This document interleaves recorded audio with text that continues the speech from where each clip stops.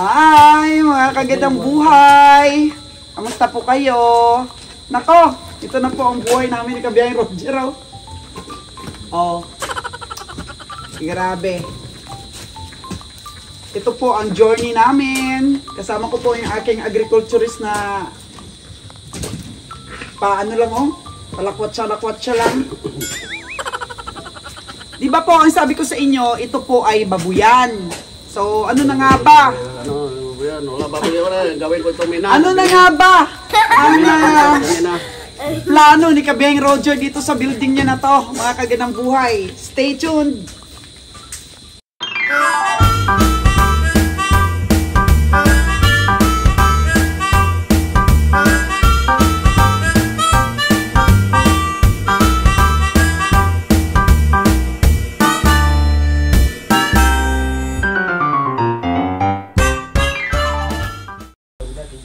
Today is October 17 at nagbabanat ng buto ang inyong kabiyahe.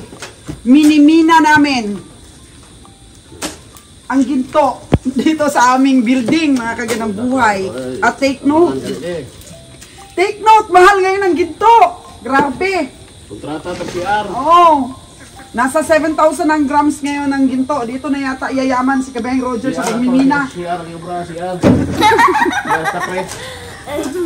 So, yun na nga. Na ito po ang proposed building ng ating babuyan. Pero, lahat naman po ng bagay sa mundo ay nagbabago. Kagaya po ng diskarte namin ni Kabiyahing Roger. Nagbago po ang diskarte namin. Gawa ng mahirap po magbiyahe ng itlog sa Batangas.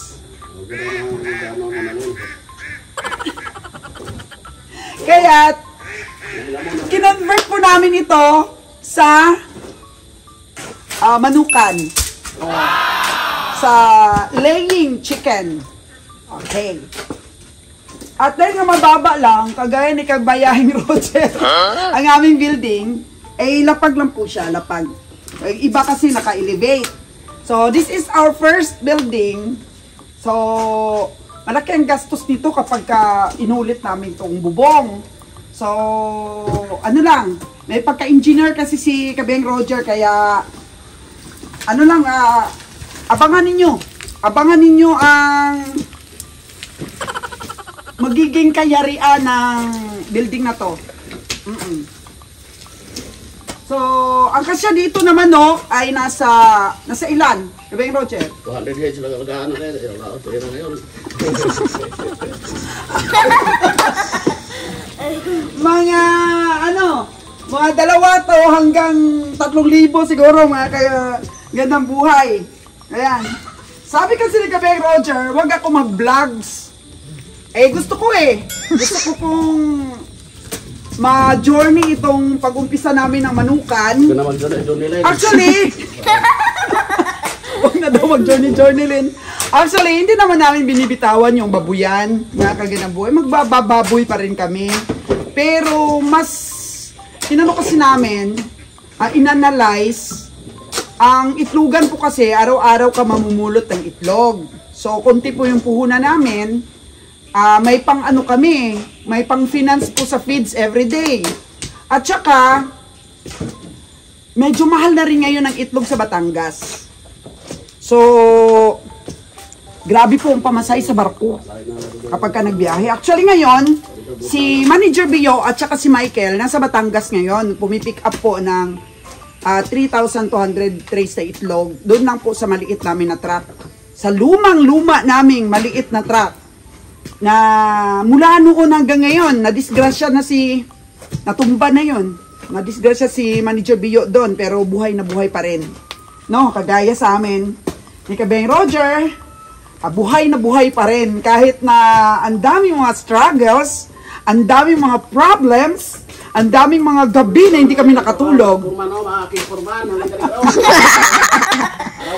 Ayan, still mga kagandang buhay, hindi pa rin nawawalan tayo ng pag-asa. Arawan lang tayo dito, huwag kang sige gano'n dyan, vlog. Hindi naman sa atin to eh. Likraw si Gabeng Roger, mga kagandang buhay. So, Bawa tayo, arawan. dapat kahit ano man pong pagsubok ang dumating sa buhay natin, huwag pa rin po nating iwala yung positive na aura, mga kagandang buhay. So kasama pa rin natin ang ating contractor dito, mga kagandang buhay, you know? Ayun. So, kasama pa rin natin si Dodoy, ang ating contractor. At babawasan lang po ang lupa na to para medyo pumantay doon sa septic tank na, ang habang septic tank na yan. At papantay natin yung pag-flooring, and then kakalkalin pa yung pader doon para may daanan ang tao maglinis ng manok. So, ang journey namin ng manukan, mga kagandang buhay, abangan po ninyo. Siyempre, estimated kasi itong building na to kung magkano yung naano namin, nagastos dito, and then kung saan kami kukuha ng kulungan ng manok. Magkano yung costing nun. Tapos kung magkano din yung manok mismo, yung RTL. At kung magkano yung gastos namin dito para makapag-umpisa kami sa maliit lang muna. And the boy, actually sabi ni Kabeng Roger, 2 building pa doon sa taas. Pwede pa. Sana nga ay makapag-produce tayo ng itlog. Hinihits namin ni Kabeng Roger yung makapag-produce tayo ng kahit mga 500 trays a day. Ayan. Pag 500 trays a day, ilan pa yung kailangan nating manok nun? No? Calculate natin, mga kagandang buhay, ha? So, 500 trays times 30. In your dream ah. Oh, in your dreams daw, in your dreams. Libre lang naman mangarap, Kabeng Roger. Hayaan mo na ako mangarap. So, kailangan, meron tayong 15,000 heads ng manok para ma-reach natin yung 500 trays na yan. So, siyempre, hindi naman yan 100% talaga na iitlog. So, kailangan siguro mga 17,000 heads. Ano pala? Oo, 17,000 heads para medyo may allowance pa. Maka-produce po ng itlog na more than 500 trays. Oo, kasi yung nakukonsume naming itlog sa isang linggo, kung hindi ko matumal, ngayon nga, yung kinukuha namin doon sa Batangas, isang truck na yan. Naku, mga 10 days namin maubos. Kasi nga, mahina talaga ngayon ang negosyo, mga kagandang buhay. Bumaba po ang ekonomiya natin sa ating bansa. At walang bisita halos ang Boracay. So, siyempre, nag-i-struggle po ang ating mga stores na mahina po ang benta. At ang mga tao po dito sa lugar namin, pag naglako po kami, halos may itlog na ang mga tindahan dahil marami na pong nagba-backyard farming ng manukan dito po sa lugar namin. So, instead of babuyan, mga kagandang buhay, yun, naisip namin ni Kabeng Roger na i-convert na lang ito sa manukan. At para makatipid, of course, sa gastos dito sa pagpagawa, mano-mano ni Kabeng Roger na hinahapot ko yung lupa. Kasi sanay naman po kami sa mabibigat na trabaho. Yan. Pai! Kabeng Roger!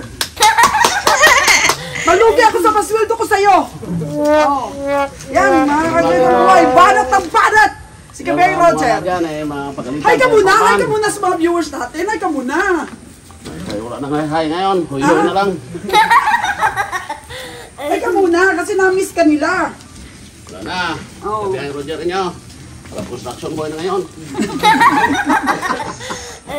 Construction boy na ang inyong Kabeng Roger. Construction boy. Balik tayo sa construction boy. Oh. As usual, mga kagandang buhay, ako pa rin po yung announcer nila. Ako pa rin po yung habang nagtatrabaho sila ay nagbubunganga. Dahil malungkot po ang buhay ni Kabeng Roger kapag wala pong music sa kanyang sa kanyang tenga, ang kanyang pakialamera, at ang kanya pong mas matalino pa sa kanya na wala namang alam sa trabaho, at nabubwisit lang si Kabeng Roger. Ayan tuloy! No? Ayaw niyang i-vlogs kasi manahimik na daw kami sa buhay namin. Pero of course, na-miss ko kayo mga kagandang buhay. I miss you all. At alam ko po na syempre inaabangan din ninyo kung ano po yung mga ginagawa namin. Actually, kasal kasi ni Tracy at saka ni Engineer Noynoy nung 29 ng September. Nabisi kami. Nabisi kami mga kagandang buhay at saka napakabongga po ng kasal nila. So, ilang baka ang kinatay ni Kabeng Roger? 4 plus mga baboy pa.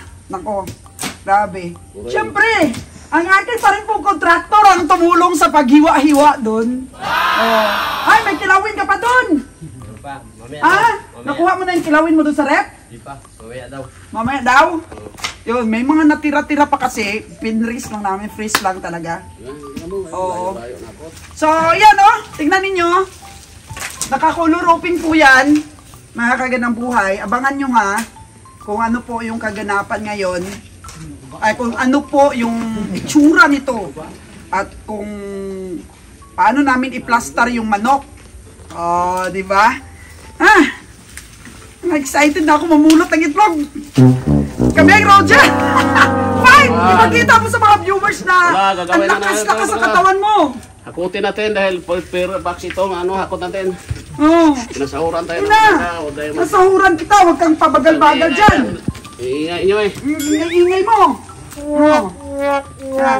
Okay na sa'yo 200 a day? Libre kain. O na tumawa sila? Libre kain lang, okay? Okay na, libre kain. Sige Alis na, alis na. Doon ka na sa mga gutaw, ano mo? Ayun po, mga kagandang buhay yung mga gutaw ni Roger na tanim mo. Grabe. Tsaka inilibot ko rin kayo doon sa puguan ni Ron, sa kabila. Pakita mo, Trey, yung dati puguan ni Ron. Nung bagyo, mga kagandang buhay, ayan ang nangyari sa puguan ni Ron. Wala na. Wala na pong pugo dyan. Dahil po, naubos na ang bagyo. Yan, nasira. So, tingnan natin ngayon ang pinagawa ni Ron na building. Ali kayo.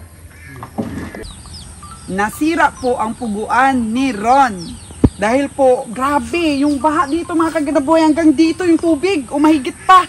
Hanggang dito yung tubig. Kaya nasira po, inanod yung kanyang tulay dito ng kawayan. Kaya nagpagawa na po kami ng bagong kawayan ngayon na tulay. Ayan po mga kagandang buhay bago na po itong tulay na to. So nakita namin na pag nagbaha pala dito, grabe pala po ang tubig. Oh no! Ayan. So inanod yung aming tulay. Kaya later on, kapag nakapag-umpisa na kami dyan, paggawan po namin ito sa mga summer time siguro. Sa tag-init, paggawa namin ito dito ng, mga kagandang buhay. Simentado po na daan na pwede pong maka-akit dito ang sasakyan. Kasi mula dito po sa kural namin, 4 meters yan. So mga hanggang doon. So makapasok talaga yung sasakyan natin para sa ating farm.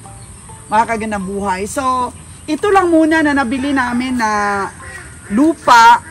Kasi yung pabundok mga kagandang buhay is 2,500 square meters. Ang pabundok na ganyan. Mula po dito, mula dito. Pag ganon. Yan, mula dyan. Nasira na, dahil ng bagyo na nga, nangaputol yung mga puno.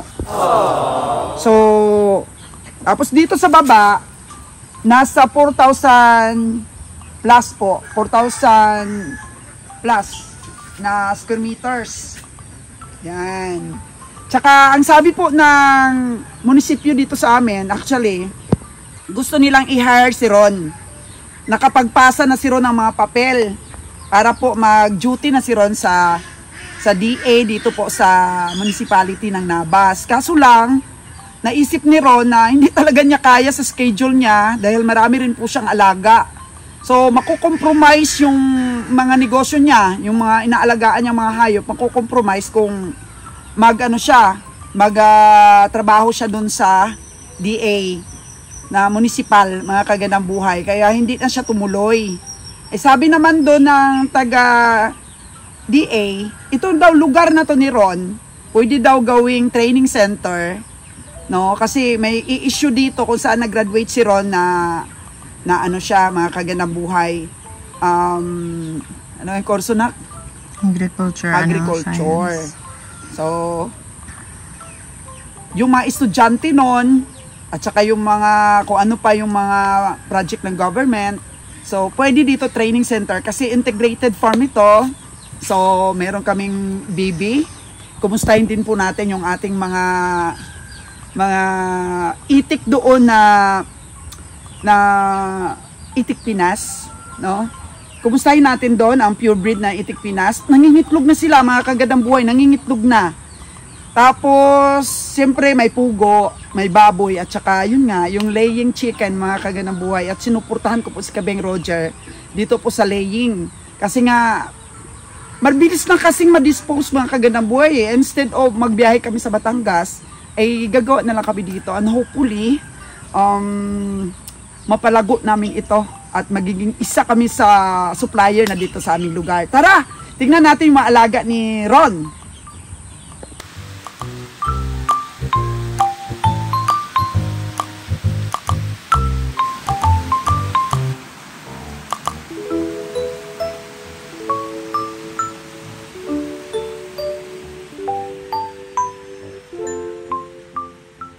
Ito na po ang ating mga bakal na ilalagay doon sa ating bubong.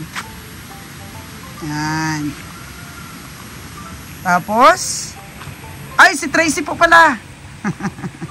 Ito pa rin po ang ating kubo ng incubator. Tapos doon sa baba, ito po ang brooding house ng mga sisiw sa pugo ni Ron. Yan, dito niya pinapalaki ang kanyang mga sisiyo hanggang sa maging ready to lay na. Tara, silipin natin ang mga alaga niya.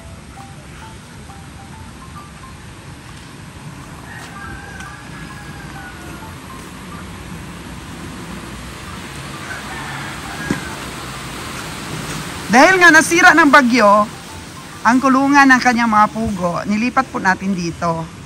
Ayun na po yun. Kung matandaan ninyo, ito po yung unang pinagawa ni Engineer Noynoy na babuyan sana, septic tank. Tapos kambingan, dito namin nilagay yung mga kambing ni Ron. Ngayon nga ay kinonvert natin sa puguan. So ayun siya, sa kanyang mga alagang itik, na puro na ngayon nangingitlog. Pero hindi pa siya nag-incubate. So, hindi ko alam kung pinapamature pa niya yung mga laki ng itlog. Yun. Ayan na. Ito po yung itim. Itik Pinas itim. Ala, meron na siyang itlog dito, no? Malaki na. Pwede na ba incubate ito? Pwede na. Pwede na. Mga ilang tray na ang napoproduce ng iyong purebred everyday? 9? 9.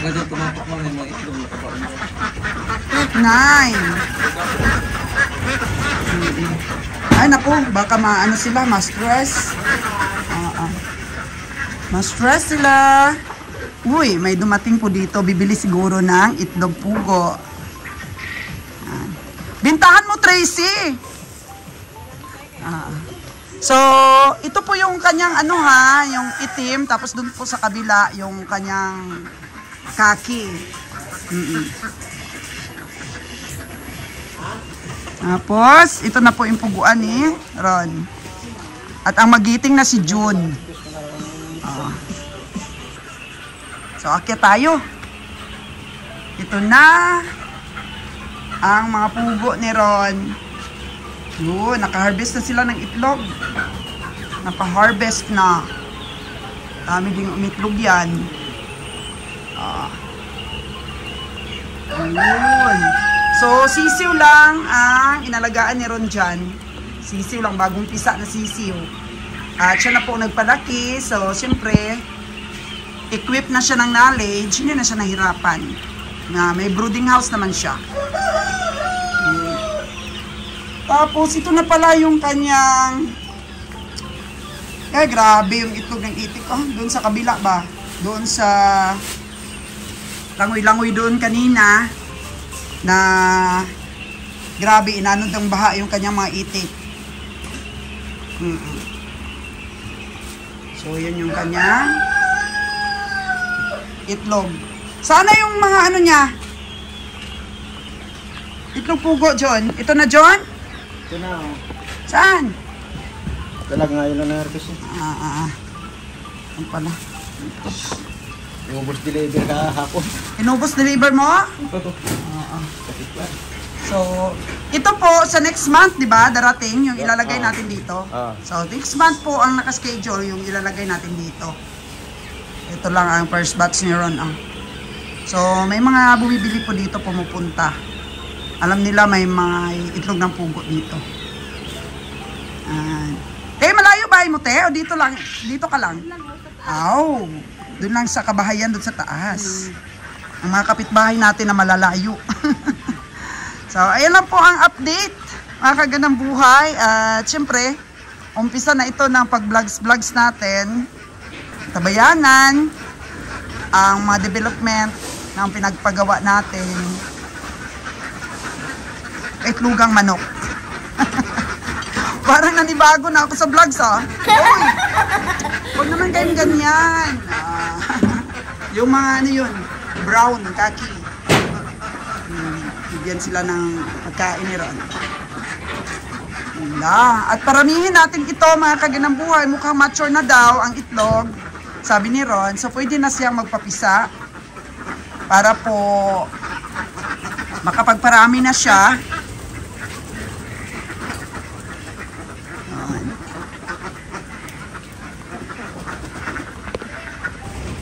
I will take this opportunity, mga kagandang buhay, para magpasalamat doon sa mga tao po na talagang nalungkot din sa naranasan namin sa Negros ni Kabiang Roger.